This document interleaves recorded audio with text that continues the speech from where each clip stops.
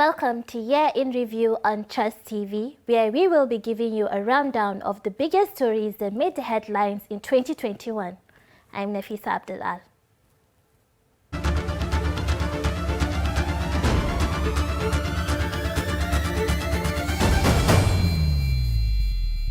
We begin with the month of January with the 18th edition of the annual Daily Trust Dialogue themed Restructuring Nigeria, Why and How. The event was chaired by former President Goodluck Jonathan with prominent social, cultural and political groups such as the Afenifere, Ariwa Consultative Forum, the Ohaneze Indibo, and 7 past state governors, 7 and former ministers, lawmakers and other dignitaries in attendance. Let's take a look. Remember that I also have a good share of it when I was in office. I understand that Hall was in a bid to guide the efforts towards building a greater country for us all. And as leaders, we have a duty and responsibility to listen to all voices, no matter how bitter some might sound to us. Today, you have brought us together to have a conversation on restructuring, which is one of the major issues in our national discourse. And I commend the paper presented by the chairman of the board. I'm happy that the discussants here are eminent personalities that will do justice to the topic. I commend the Daily Trust Media Group for bringing these eminent Nigerians together to brainstorm on this topical issue that has seized the attention of our country. Well, that's Daily Trust there, doing their bit in proffering solutions to the challenges bedeviling the country. Looking forward to the 19th Daily Trust Dialogue in 2022. January 19 should have been a time to celebrate 2 years of revived economic activity at the Barrow Port and its host community in Niger State. Instead, the area around the port looks desolate and faces filled with failed promises. They hoped that with the commissioning of the port in 2019 by President Muhammadu Buhari, life was going to get better, not only for them, but also for the whole country. The report.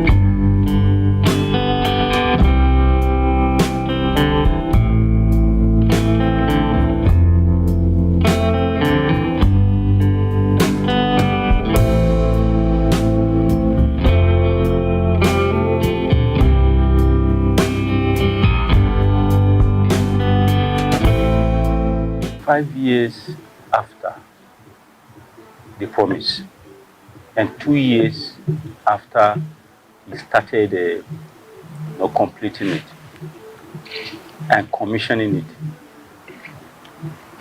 nothing has happened at Barrow Port in terms of economic activities, in terms of social activity, in terms of transportation.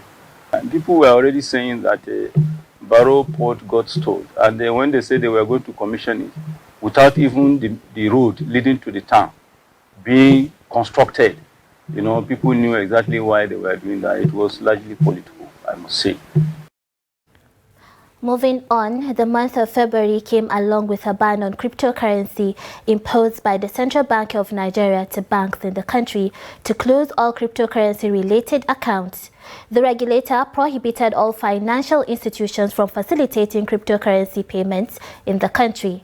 This directive was contained in a letter addressed to all deposit money banks, non-bank financial institutions, and other financial institutions to identify persons and entities transacting in or operating cryptocurrency exchanges within their systems to close such accounts immediately. The ban elicited quite a lot of reactions from Nigerians, as cryptocurrency is quite popular with the youth today and provides an alternative form of investment. Now away from the world of business and to matters of insecurity, the Daily Trust team had rare access to the bandits' enclave at Sububu Forest, located between Zamfara and Sokoto states, where they, the bandits, divulged that some governors and lawmakers donate money to them. Daily Trust's Abdul Aziz took a peep into the bandits' den. Abunda muke bukata yanda suke daukan diyansu aiki su zo su dauki makiyayan nan aiki hakan ga su sa diyansu karatu abunda kasar ga abunda ake yi a kasa yanda suke sani mu ma mu sani haka akwai mai akwai zina albarkatun kasa babu abunda babu cikin kasa amma ba abu guda wanda muka san meye ne ake yi da shi ba mu san mu in ba mu zo kasan itace mu zauna ba mu san da mu da dabbobin guda muke babu dabba ina wurin kiwo babu wurin kiwo sun amshi daji sun sare babu burtulin da za mu bi soja ya amshi shanu yan banga su amshi yan bindiga su amshi ina ne za a bar babu dukiya.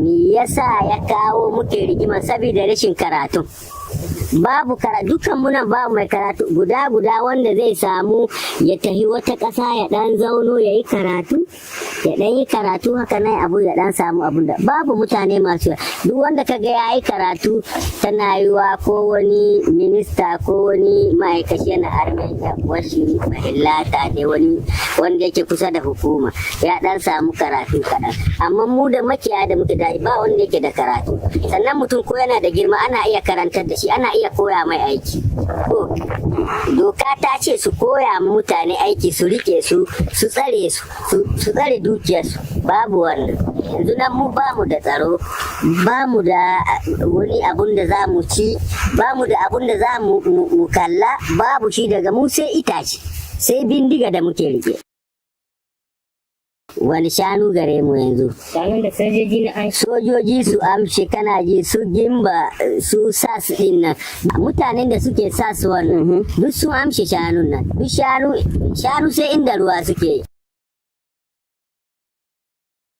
rayuwa da muke yi nan ga daji in kana yanzu da sanuwa guda kana iya ka saida ta ko kana da uku ka saida guda mu taru nan mu rarraba kuɗi mu sayo wani abu a ci wani dan majalisa ko wani gwamna yakan iya ba mu 100,000 ya ga abun kaman bai. Still on insecurity matters, the month of March recorded the freeing of majority of the 317 schoolgirls who were kidnapped from Government Girls Secondary School in Jangebe, Talata Mafra local government area of Zamfara State. Yusuf Idris, the media aide to Governor Bello Matawalli of Zamfara, confirmed the release of 279 schoolgirls.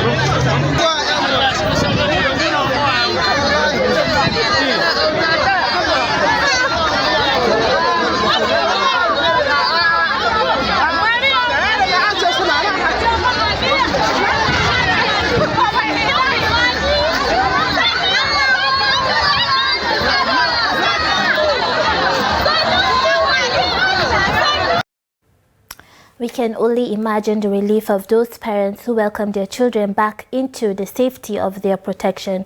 2021 has been quite a hectic year for Nigerians in terms of insecurity attacks ranging from kidnapping, banditry, and incessant killings around the country.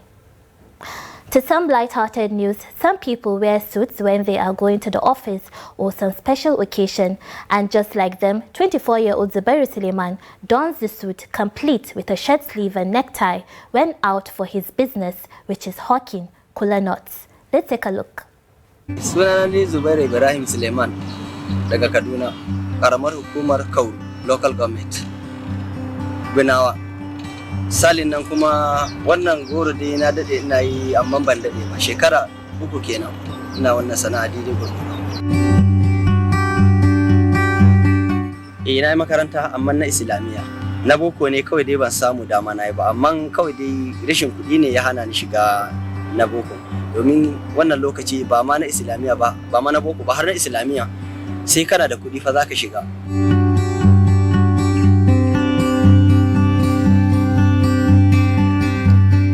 Wannan shigar da nake yi ina yin ta saboda kawai tana burge ni ne. Idan na ga wanda ya yi ta ina jin sha'awa, ina ma ni na yi. To a hankali sai na samu na ɗan sai wannan kalar rigar da wandon ma duka. Sai na dinga sawa a hankali. To sai ina haɗuwa da mutane wanda suka gani ya musu sha'awa sai su siya sai su bani.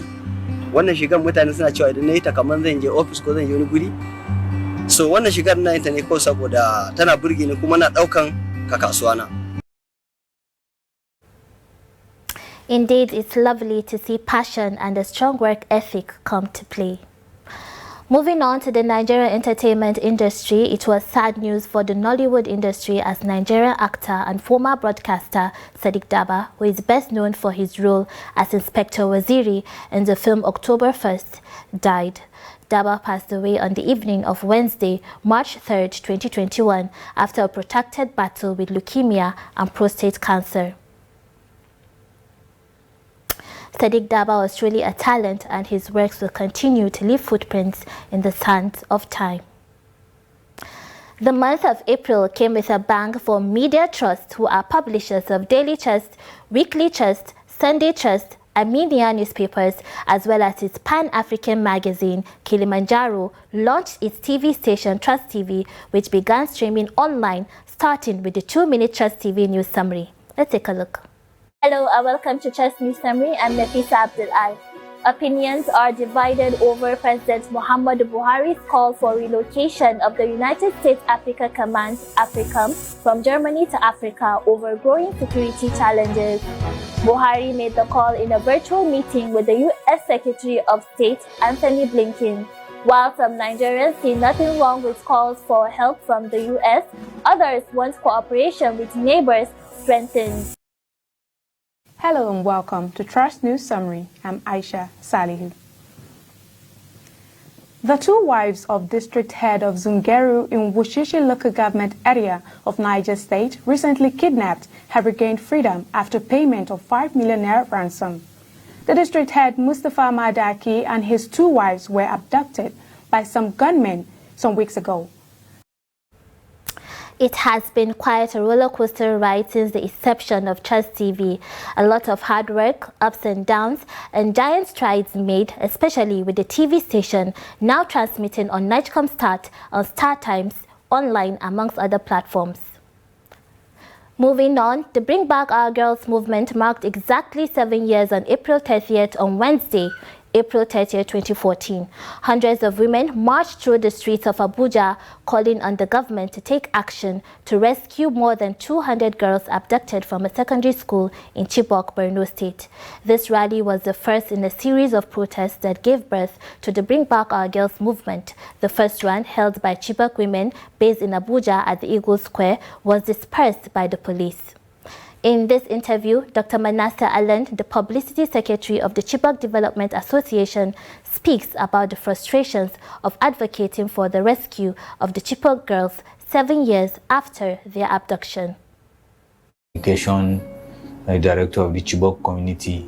It's difficult to describe the feeling of passing through trauma consistently without end for 7 years, and it will be even easier for me to talk or to say something regarding the trauma or pains of the abduction in Chibok as compared to those that have carried these girls in their womb as mothers, or those that have been, or watching their daughters growing up into young women, going to school, paying their school fees, and at the verge of completing school, then they were whisked away by a terrorist group, and then you started counting day 1, day 2, day 3, and now you are at 2,557 days of Chibok girls abduction, which is 7 good years.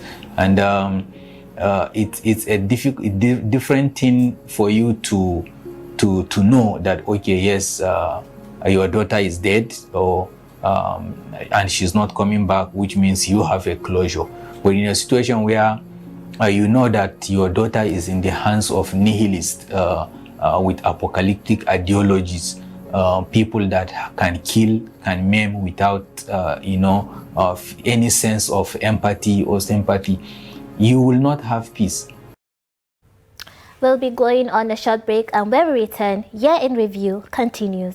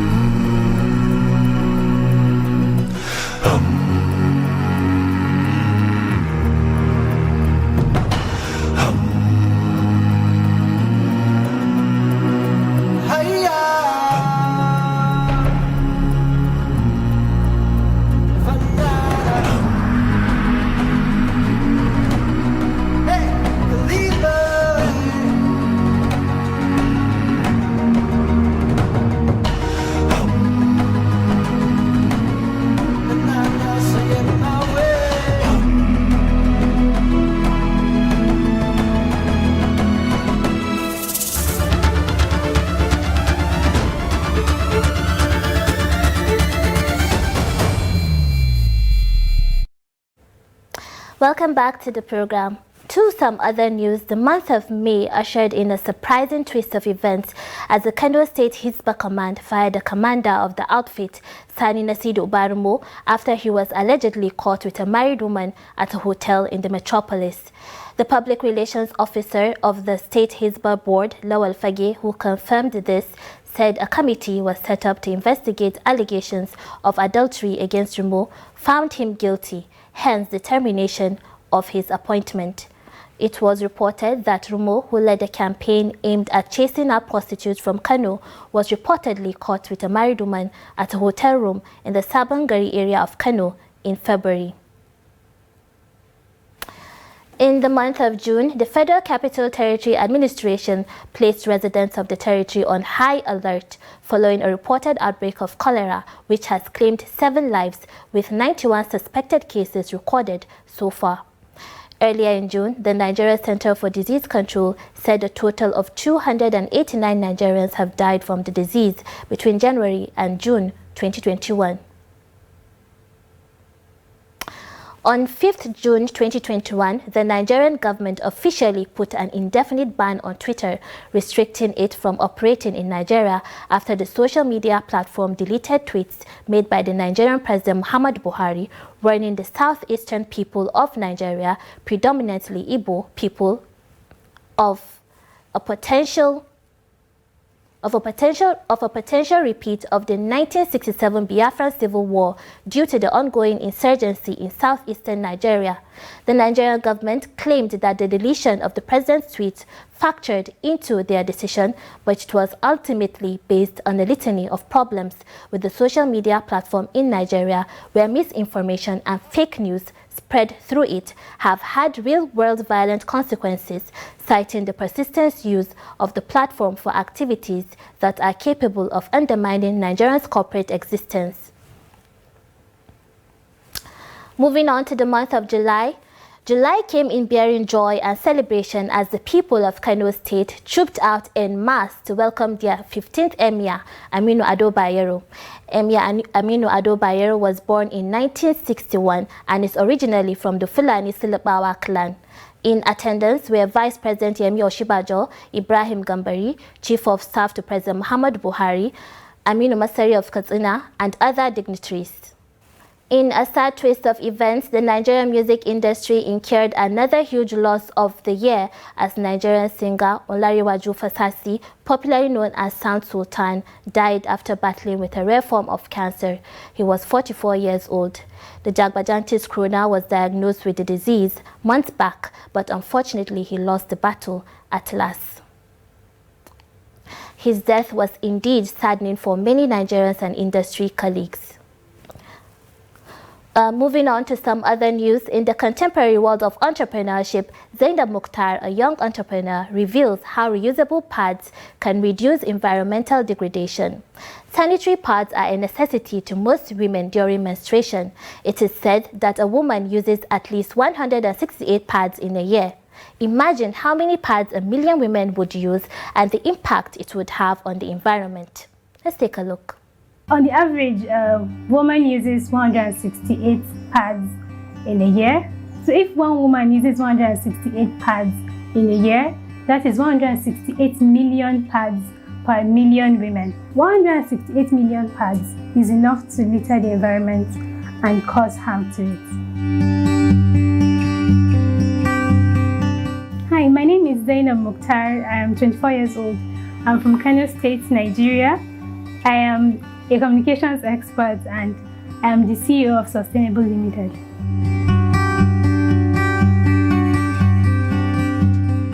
Okay, so from the name reusable, the pads are the type that when you use it, you can wash it, dry it and use it again. So that's the whole idea of it. But the reusable pads can be made from different materials. So ours is made of bamboo fleece as the top material. So that's the material that goes against the body of the woman. And then there is a core material, which is terry. That's the material that is responsible for holding the fluid. And then we have a minky PUL. So the PUL is there to make sure that the fluid doesn't go out of the pad onto the underwear of the woman. To some business news, Nigeria's inflation rate fell for the fourth consecutive month by 0.37% in July amid increase in food prices, according to the National Bureau of Statistics. This implied that food prices continued to rise in July 2021, but at a slower speed than it did in June 2021. The report. Checks across some markets in the FCT show that despite the drop in inflation rates, prices of foodstuff are still on the rise. Some traders in Abuja confirm massive increases in the prices of some commodities. A lot of increase in the buying of in the rice business now. Like we can't even just imagine it. It's not increase that we bought it that expensive, but how customers react over it, that's the problem you are facing in the business, because there is a lot of increases that you can't even, the Nigerians can't even afford that much again. Despite the high price, but God is still showing us the best, still manifesting His power. He brings customers, they buy. As the only thing is that the people that used to buy 10 mood, they can reduce it to 6 or 5 mood. God is great. There's nothing He cannot do. He must put food on our table. Consumers lament over the hike in prices of food items in the market and urge the government to come to their aid. Every day I'm in this market. Today, the price will increase to 300 naira. Tomorrow, 400 naira. Let's say, for instance, I bought rice day before yesterday, 1,100. Today is 1,004. On the 16th of August 2021, President Muhammadu Buhari signed the Petroleum Industry Bill, now called Act, into law following its passage by the National Assembly in July 2021. The Act aims at bringing to a close a 20-year effort to reform Nigeria's oil and gas sector with the aim of creating an environment more conducive for growth of the sector and addressing legitimate grievances of communities most impacted by extractive industries. Moving on to the world of sports, in a surprise move that shocked a lot of football fans, Lionel Messi joins Paris Saint-Germain on a 2-year contract after leaving Barcelona. The 6-time Ballon d'Or winner went to Paris to complete a medical and seal his move to the French club on a 2-year deal with an option for a third worth €25 million per year after tax plus bonuses. Still in sports, News and another bewildering move. Manchester United is confirmed that the club had reached an agreement with Juventus for the transfer of Cristiano Ronaldo, subject to agreement of personal terms, visa and medicals. Cristiano, a 5-time Ballon d'Or winner, has so far won over 30 major trophies during his career, including 5 UEFA Champions League titles, 4 FIFA Club World Cups, 7 league titles in England, Spain and Italy, and the European Championship for his native Portugal.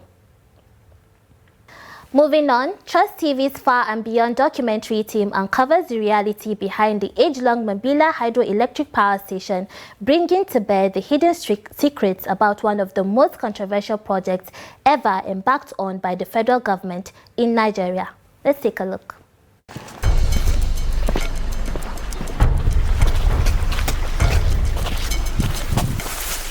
This is the spot marking signifying the starting point of the dam. 40. No compensation has been given to any community member and no place has been earmarked for their relocation. Since why they go, they never come back.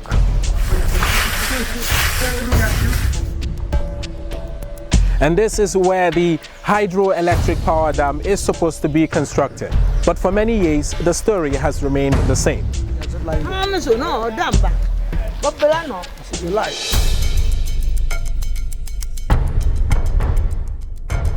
This is the site of the proposed hydroelectric power station in Mambila. But the irony is, no construction has even commenced yet.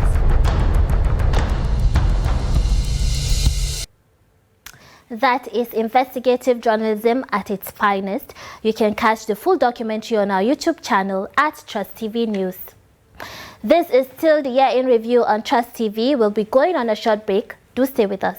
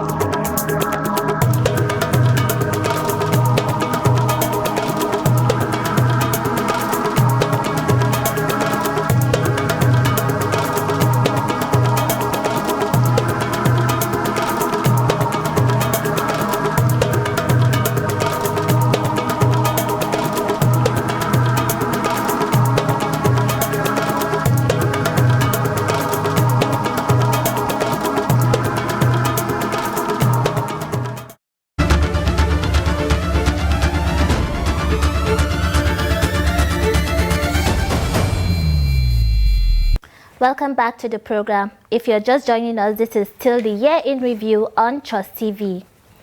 Moving on to other news, President Muhammadu Buhari has approved conditional lifting of the ban on microblogging giant Twitter. The president made this position known during a broadcast to mark Nigeria's 61st independence anniversary on Friday in Abuja.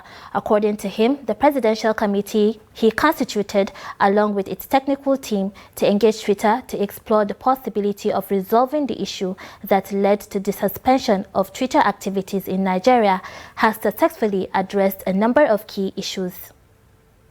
Following the suspension of Twitter operations, Twitter Incorporated reached out to the federal government of Nigeria to resolve the impasse. Subsequently, I constituted a presidential committee to engage Twitter to explore the possibility of resolving the issue.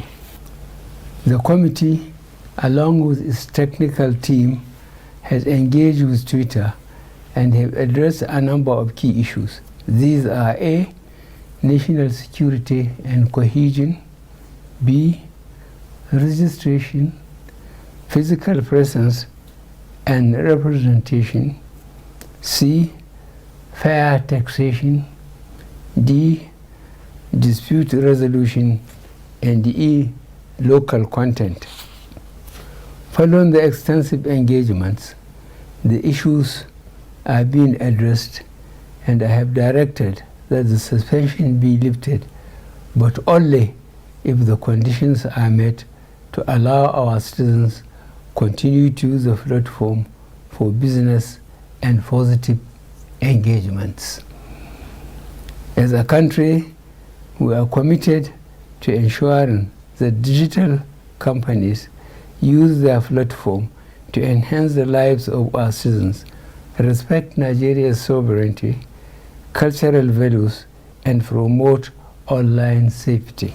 The ban had caused quite a lot of commotion within Nigeria and its citizens.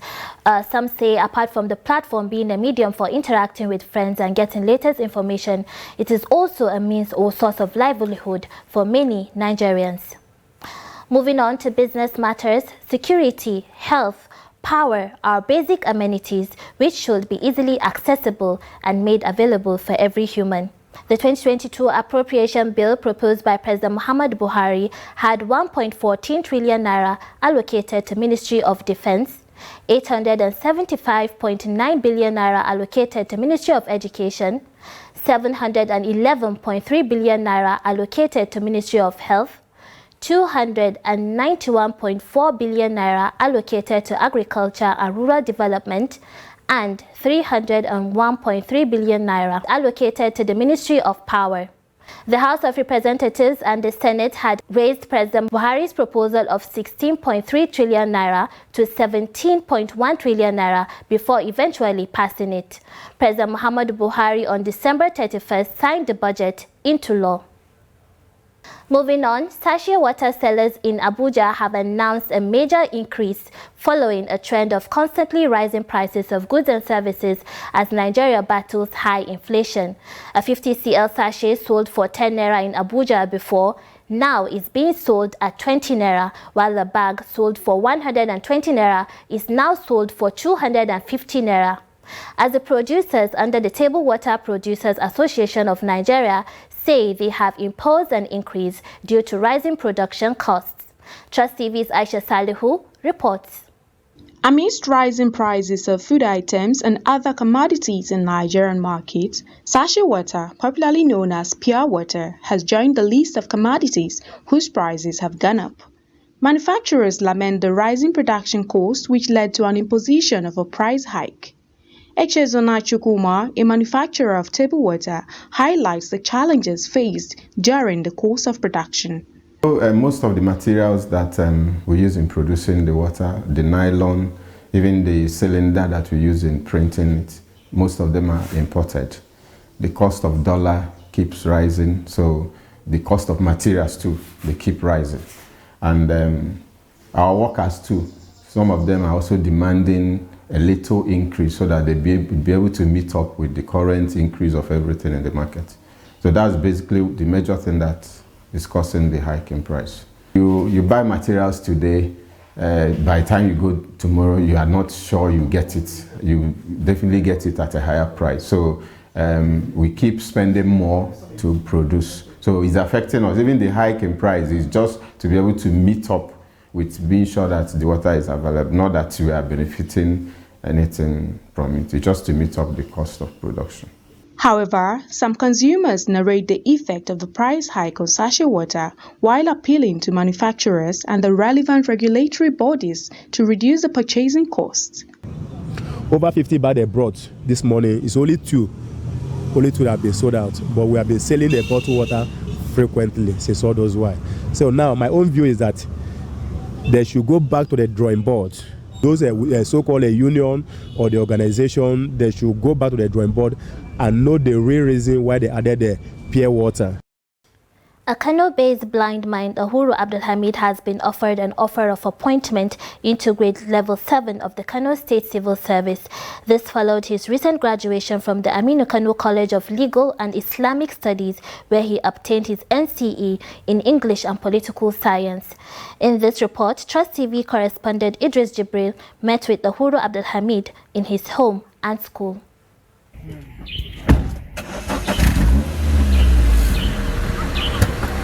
Born visually impaired, Uhuru Abdulhamid obtained his NCE certificate on English and Political Science from the Aminu Kano College of Islamic and Legal Studies. As difficult as it was, Uhuru never gave up his quest for education, despite stigma among his coursemates. Actually, the life, to some extent, is not easy, because in that tertiary institution that I attended, I was the only person who is a blind in our class. We are almost 300 students, and I am the only disabled person in that in our class. But Alhamdulillah, gradually they accepted me, and I perform as much as I can. Just as he finishes his school, Uhuru traveled from his home in Kopar Dawanau to a senior Arabic secondary school in Koforua, where he voluntarily teaches English and government. Any election that is conducted in a country, not only Nigeria, all the countries of the world, so it is conducted by Electoral Commission. Do you understand? Yes. And this Today, Uhuru the Blind is a grade level 7 teacher under the Kano State Civil Service, an appointment he says will help him greatly to further his education. I am calling on the federal government to help us. No matter how we like to be educated, if we don't have means of alternative, someone who will take our responsibility, or immediately after we finish this our study, will be given a job. While Uhuru celebrates his new home courtesy of a philanthropist, he is currently doing his BSc Political Science in the National Open University of Nigeria, also based on scholarship. Idris Jibrin, Trust TV News, Kano. Still in Kano State, a woman in Kano has commenced tricycle operation following her desire to assist her husband in running the family. Amina Ibrahim is seen riding through the busy roads and marketplaces of Kano metropolis, carrying only women passengers. Trust TV's correspondent Idris Jibrin met with Amina, and here's the report. Meet Amina Ibrahim, the only woman in Kano who is proving that whatever a man can do, a woman can do it even better. She defies culture and tradition of a typical Hausa man who preferred his woman to be a full housewife. With her tricycle, she rides through the busy roads of Kano metropolis, carrying passengers who are mostly women. Ni ba a taba cewa wai saka kaza ka san asali su mijina su aka fara ba na gun shekaran su suka fara to lokacin yana zuwa Kano layin biyayo ne ka san suke koya musu tuki to in zai tafi zan ce zan bi ka sai ce to me zaki ce kawai zuwa zan ga yanda ake koya mu kawai sai in je sai in sa ido sai in ga sun yi haka ni kuma duk ina kalla kawai sai tun daga sannan da na je zuwa bi ban kuma yi ba to kuma ina ta so in hau to ka san yanayin rayuwa zai ka ganka da ciki gobe ka ganka da ciki to don haka sai yanzu da Allah ya tsagaitar da haihuwar shine ne sha'awa na hau. She says the decision to commence tricycle operation was due to her desire to help her husband and to also reimburse him in taking care of the family.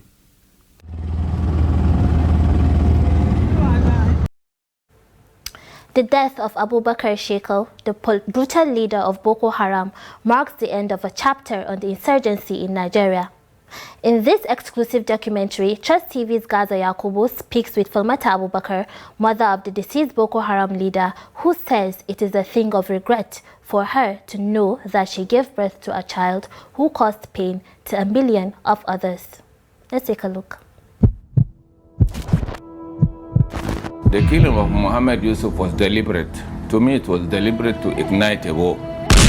bring back our army. Let's travel down to Shekau, a community in Yobe State, to talk to Shekau's mother. I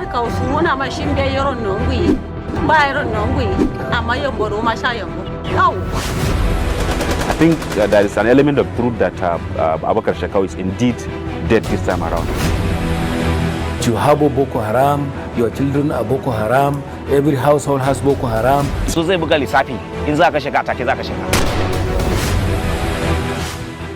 You can watch the full documentary on our YouTube channel at Trust TV News. Let's take a quick break. I will be right back. Do stay with us.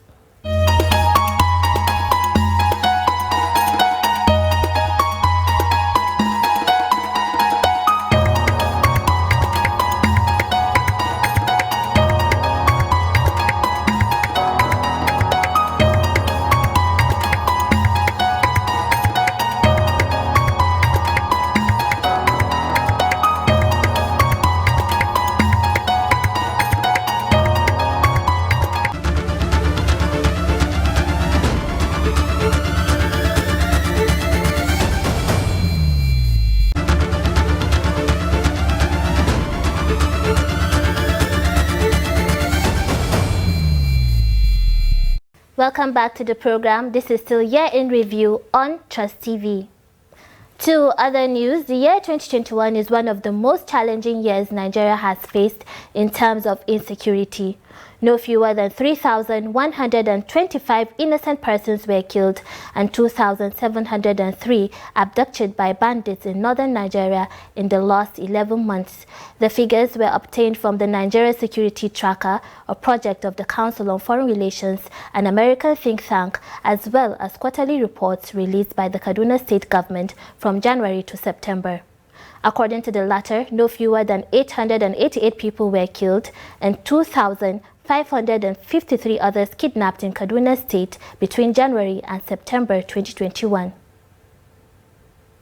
Still on the matter, 29 people were confirmed dead, while 13 others still unaccounted for from the Kano boat incident.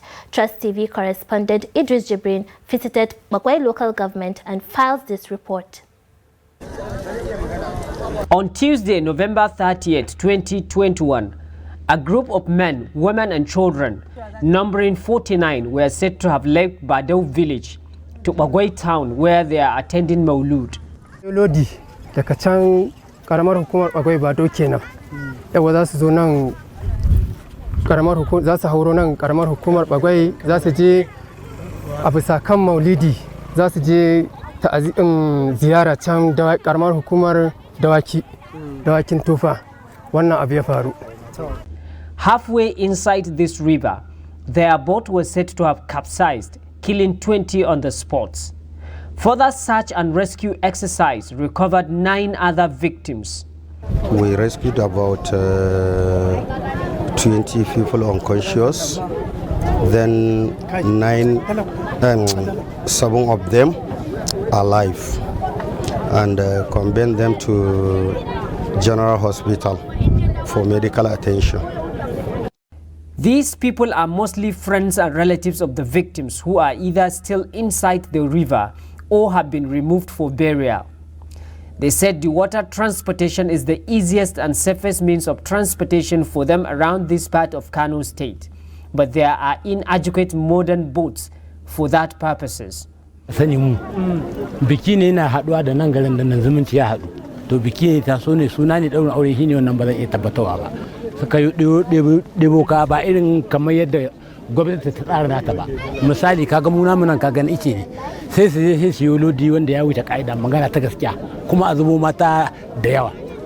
Ka ji abin da ya kawo mana wannan matsala, magana ta gaskiya. Dan ibtila'i tun jiya da dare a zuwa wajen la'asar zuwa magariba aka wani hadarin, sakamakon da jirgin ya ɗebo ɗalibai wajen su 45 yana so ya hayo nan, to Allah bai yadda ba,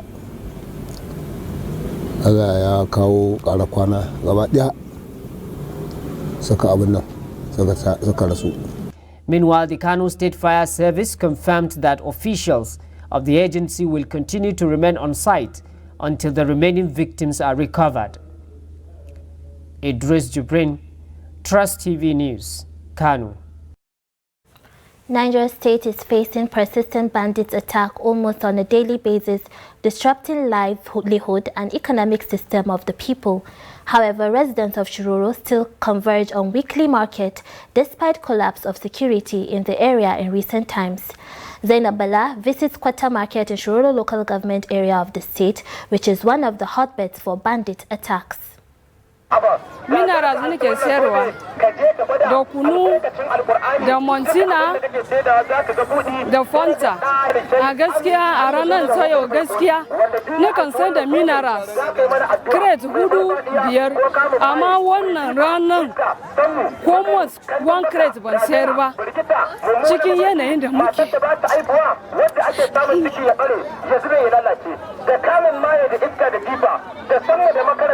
Kukana yan wannan da suke faman boga suna ta gudu, amma gwamnati na ji kukanmu, suna gani abubuwa nan da suke faruwa sun ki su yi gaskiya. Amma suna ganin irin wayannan da mutanen wahalolin da suke sha, duka kauyuka nan su gama gudu. Cikin kasuwancin mu yau ma mun wahala muke fama, mun rasa yadda za mu fara. Muna roko gwamnati idan ta san Allah da suke bi, roko muke yi, kuka muke yi game da yan uwanmu da suke fama, suna faman guduwa. Kankana na yara suna kuka ba wurin kwanciya, wasu a waje suke kwana ba kudi ma bari su kama haya. Cin abinci ma wahala ne, ba su ma yarda musu su yi noma bari a ci abinci ba. Kukanmu gare su, su ji kukanmu, su taya mu. Cases of bullying in schools came into spotlight and national consciousness following the death of Sylvester Aromoni, a JS2 student of Down College, who is said to be bullied by his seniors to untimely death. The controversial incident has sparked angry reactions from the public and across social media. The report. Bullying is an act that has always been a part of school life, with the belief that it toughens one's personality and serves as preparation for challenges in the real world. However, an incident which occurred recently at a college in Lagos State involving a 12-year-old student, Sylvester Aromoni, was a tragic case of bullying which resulted in his untimely death. Reports say he was beaten up by about 5 students and given an unknown substance to drink. The incident has caused tremendous outrage on social media and members of the public with the demand for justice. In an interview with Trust TV, Olaniyi Olumayowa, a research officer on public safety and security, speaks to us about the dangers of bullying and its effects on a child's psychological development. Having a child go through bullying creates a consistent fear in the child. It works on the psychic of the child to the point that even where there are no fear around or any reason to be afraid, you see such a child exhibit characteristics of fear in their behavior. The way they talk, they are isolated, they are excluded from others because of fear. And it's bad to the point that it affects them from being able to express themselves well, even with their mates, with their peers. Moving on, air travelers in Nigeria say air travel has become an extreme sport as they contend high cost of ticket fares, delays, and often outright cancellation. Let's look at the report. With the fast approaching Yuletide season, the cost of flight tickets are beginning to skyrocket and it's telling on travelers. We are now here at the Nnamdi Azikiwe International Airport to speak with some of these passengers on these developments. Well, we have had a lot of high traffic for about 2 weeks now.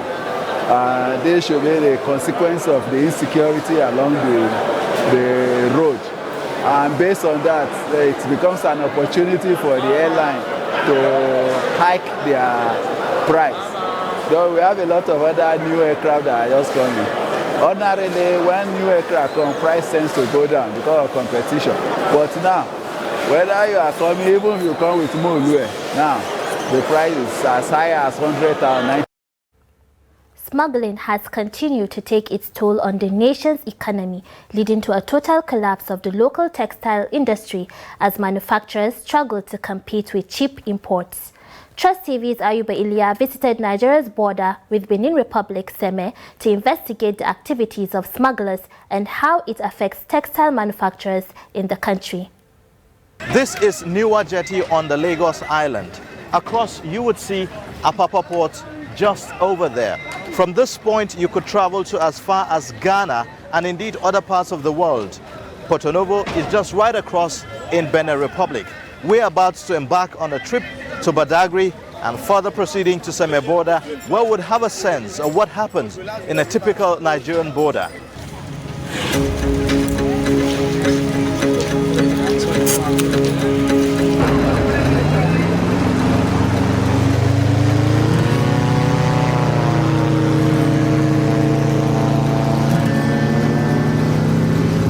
There are 3 checkpoints on the waterways from Lagos to Badagry and more than 50 checkpoints between Badagry and Seme border, consisting of the military, customs, police, immigration, amongst others. Despite the announcement of reopening the Seme border by the President of Nigeria, Muhammadu Buhari, on the 16th of December 2020, the border remains closed. But that is not stopping smuggling from taking place both on approved and unapproved routes.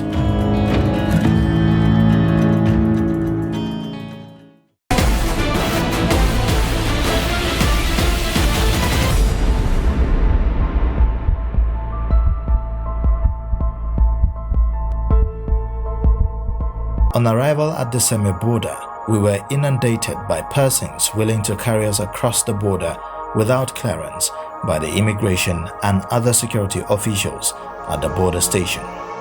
Boys identified as camp boys working with security agents at the border checkpoints can be seen scouting for travelers who want to go across the border without going through the necessary clearance by security officials. A popular supermarket in Abuja, Next Cash and Carry, is up in flames, an inferno that led to destruction of Bini goods. Although no casualties are reported, the structure of the building is in shambles. The report. This is Next Cash and Carry, one of the biggest supermarkets here in the FCT, and the situation now here is that it's currently raised and burning with fire. The Federal Fire Service are here trying to put the fire out, but it's not working. As you can see, the fire is extending, and these people behind me are trying to break the glass in order to save the remaining of the goods that have not been damaged. There's a lot of pandemonium and chaos between the Federal Fire Service trying to put the fire out and the others trying to save the goods from being further damaged by the fire. December 26th, the day after Christmas, popularly known as Boxing Day, is usually a joyous day celebrated by Christian faithfuls all over the world. However, the atmosphere at Next Cash and Carry supermarket in the FCT was filled with smoke as a result of a raging inferno that left the building in shambles and its staff and shop owners in dampened spirits. Why it's paining me is that I gave them my goods of January and February inside December, and it was not being signed. It has not been signed. No man, Nest is a place where Nest does not have product. Nest is just a warehouse where you bring your product, you sell, you give them their percentage. If you sell for them 30,000, they sell 35, they take the 5, give you 30. That is how Nest operates. That is the operation of Nest. But what we normally see every day, we are angry, is that what we normally see every day when we come to supply that fire extinguisher machine there, they will be servicing it every blessed day. They will be owning it and be disturbing every day. But today they are nowhere to be found. They are nowhere to be found. My goods that Nest have not signed is over 4.5 million. No sign. I don't even know where I will start from. Where will I start from? I know what my mates are doing, but I don't do. This is where I feed from. Because you are not lazy. I'm not lazy. You know you are not lazy. I was not happy what happened this morning because it was sad. How can we be calling the federal government, as in the fire service? They have been calling them since 8 o'clock, 8:30. They have been calling them. Nobody is responding. And do you know the worst part of it is that this is where thousands of youth are fed on. It sounds somehow because we will depend on this place. We depend. If this place is shut down like this, tell me somebody like Blessing. I'm a staff in this place. Somebody like Blessing, tell me where I will work. As in tell me how food will come to my table. That was quite an emotional and chaotic scene, but thankfully, no lives were lost in the fire. On that note, we have come to the end of the 2021 year in review here on Trust TV. 2021 will always remain a special year for Media Trust as Trust TV made its grand entrance into the world of television. We at Trust TV will continue to do what we do best, which is documenting the Nigerian story. I'm Nafisa Abdul-Al. Thank you for watching.